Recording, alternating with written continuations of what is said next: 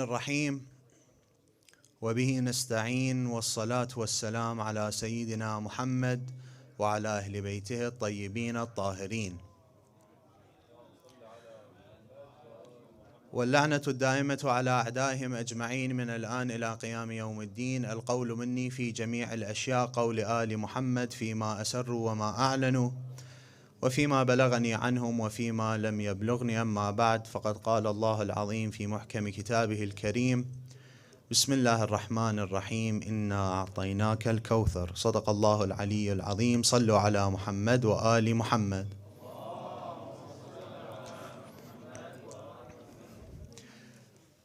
To understand Sayyidah Zahra Salamullahi alayha's legacy, a very important factor that we have to analyze is her sermon, which is known as Al-Khutbah Al-Fadakiyya.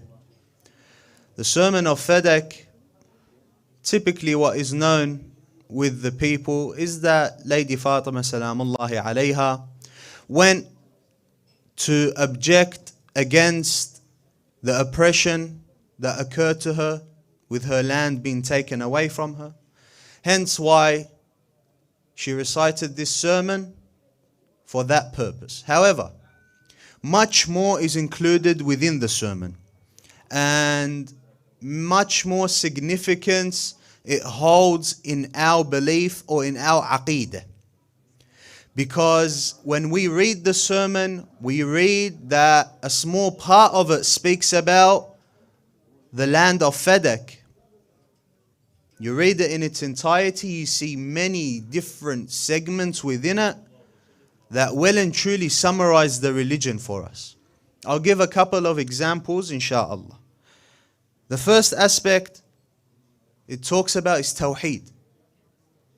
Sayyidah Zahra Salamullahi alayha, she says, وَأَشْهَدُ أَنْ لَا إِلَهَ إِلَّا اللَّهُ وَحْدَهُ لَا شَرِيكَ لَهُ كلمة جعل الإخلاص تأويلها وضمن القلوب موصولها وأنار في الفكر معقولها الممتنع من الأبصار رؤيته ومن الألسن صفته ومن الأوهام كيفيته ابتدع الأشياء لا من شيء كان قبلها. She says, I bear witness that there is no God but Allah alone, having no partners. A statement, the inner meaning of which has been defined as sincerity. Its means have been instilled in the hearts and its meaning gleams in the mind. He cannot be perceived by sight, described by words or depicted by imagination. He originated everything from nothing that existed before and created everything without following any previous model. Tawheed summarized. You have a lot of people, Muslim, even Shia, they do not delve into Tawheed. They do not learn enough about Tawheed. And that is a big mistake. Tawheed is the first part of your religion. The first part of your faith is to believe that there is no God but Allah. But we have to understand and we have to know Tawheed in order to worship Allah. As the Imam says, how can you worship a God you do not know? Many people, they think they know Allah. They say that I worship Allah. However, you have aspects of Tawheed that they believe in without them noticing. Sayyidah Zahra highlights very important aspects of Tawheed. Of them, she says that He created everything. He created everything without any previous model and without it looking like anything else. Your minds cannot comprehend Allah, cannot understand Allah. A lot of people, they have a problem when it comes to Tawheed in terms of they have a certain image of Allah. Not physically, most people don't have that. But they have a certain image when they think about the limitations of Allah. The Imam alayhi salam, when he gives off the characteristics of Allah, he says, for example, alim. He is knowledgeable. all knowledgeable. But the Imam tells you, do not understand him as such. Because when you say Allah is alim, you think about the highest level of knowledge that you can possibly imagine. Whereas Allah is way higher than that. And there is no limit to Allah's knowledge. So how does the Imam describe it? He says, Alimun laysa bijahil. The better way to understand it is by saying that there is no ignorance in Allah whatsoever. Ta'ala an dhalik. Allah is much greater than to have any shred by any level of the imagination of ignorance. Alaykum as-salam wa rahmatullah. That is in one aspect. So Sayyidah Zahra describes Tawheed in a beautiful manner, where its origin is what you have the verse from the Quran, لَيْسَ كَمِثْلِهِ شَيْءٍ. There is nothing like Allah. However you try to imagine Him, however you try to comprehend Him, His characteristics, whatever it may be. لَيْسَ كَمِثْلِهِ شَيْءٍ. That is Tawheed from Sayyidah Zahra salamullahi alayha. Moving on to another aspect, النبوة, prophethood. She says salamullahi alayha, وأشهد أن أبي محمد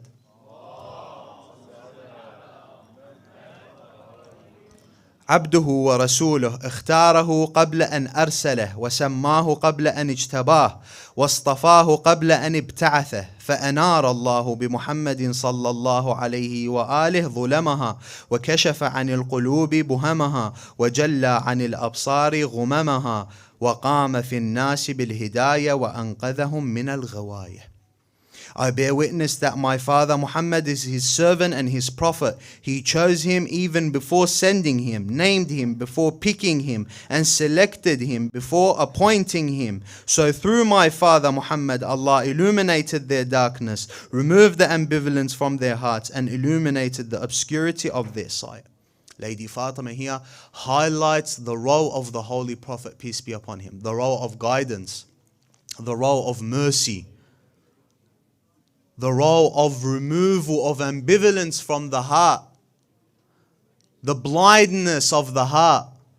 She highlights the role of the Holy Prophet, that Allah chose him and named him before anything was created. The greatness, highlighting the greatness of the Holy Prophet, where some certain beliefs are that the Prophet is fallible, the Prophet makes mistakes, the Prophet can sin. Lady Fatima in her sermon highlighted the complete opposite of that. Many other segments that I have prepared, but we do not have enough time, such as the Imamah, exposing the false Islam that appeared after the martyrdom of the Holy Prophet.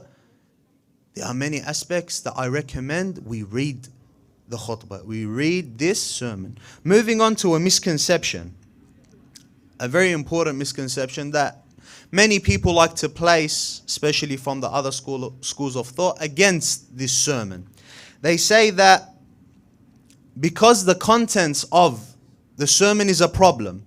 Why? Because it targets a lot of the figures that the other Muslims revere. It's a problem. What it contains is a problem for them. They say that not only is it a weak hadith or a weak sermon, the chain of narration for the authenticity of the sermon is weak, it is a fabrication. They don't just say it's weak. No, they go another step. They say the entire sermon is a fabrication. It was made by two people. They spread it amongst the scholars of Baghdad, and that was the sermon of Fadak. Whereas there is no evidence that the sermon of Fadak is from Lady Fatima, a complete fabrication. You ask them, you tell them, what is your evidence from this? They bring the following. نقل عن الحاكم النيشابوري بسنده عن المحاملي. النيشابوري narrates from المحاملي. He says the following. سمعت أبي العيناء يقول أنا والجاحظ وضعنا حديث فدك وأدخلناه على الشيوخ ببغداد فقبلوه إلا شيبة العلوي وكان أبو العيناء يحدث بهذا بعدما تاب. Abu al-Ayna and al-Jahaf. Abu al-Ayna is saying that me and Al-Jahid, we placed the hadith of Fadak. We wrote it and then we shared it amongst the scholars of Baghdad, and they all took it except for one of them. They say that Abu al-Ayna, after this period, repented to Allah, hadahullah, and then after this started telling everyone about what happened. Al-Jahid died in his lie.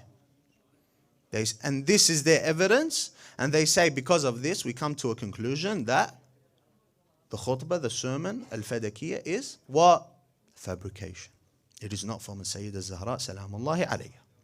Now, we'll give three responses. Three responses. Whichever one you lean to, take. The first one is that you say that Abu al-Ayna confessed. He said that we placed the hadith of Fadak. Now, how can you tell me that this confession in of itself is a fabrication? You want to play this game. You want to play that game of fabrication. Prove to me that the confession itself isn't a fabrication. And even furthermore, this hadith that An-Nayshaburi narrates is weak by your standards. You, the other schools of thought, they have standards of hadith.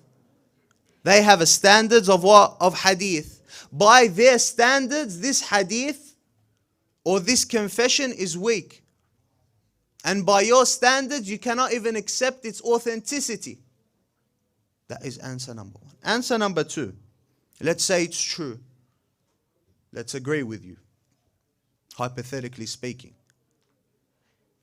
It says, أنا والجاحظ وضعنا حديث فدك. We placed the what? The hadith of Fadak. What is the hadith of Fadak? Because there are at least 10 narrations that speak about Fadak. Even not related to Sayyidah Zahra. Because it is an economic powerhouse. There may be other narrations just talking about Fadak. Where is your evidence that they meant what? The khutbah of Fadak. Reason why I say this, because Ibn Hajar al-Asqalani himself, commenting on that hadith, he says, by Allah, I do not know what they mean when they say the hadith of Fadak. One of their scholars. He says that I do not know what they mean when they say the hadith of Fadak. Because they didn't say al-khutbah or the sermon of Lady Fatima, but they said hadith of Fadak. That's number two. Number three, we have narrations and pieces of evidence of the khutbah before Abu al-Ayna and before al-Jahid. I'll give you an example. نقله ابن طيفور صاحب كتاب بلاغات النساء. This book they take from. He says, رأيت مشايخ آل أبي طالب يروونه عن آبائهم ويعلمونه أبناءهم وقد حدثني أبي عن جدي يبلغ به فاطمة عليها السلام على هذه الحكاية قبل أن يولد جد أبي العينا. He's saying that I heard from the mashayikh, the old people of the Sada, the children of Ali and Fatima, they would recite this sermon. They would teach their children and they would learn it from their fathers. And they would take this chain of learning this sermon up until they reached Lady Fatima herself, salamullahi alayha. And this hadith was before even the grandfather of Abu al-Ayna was born.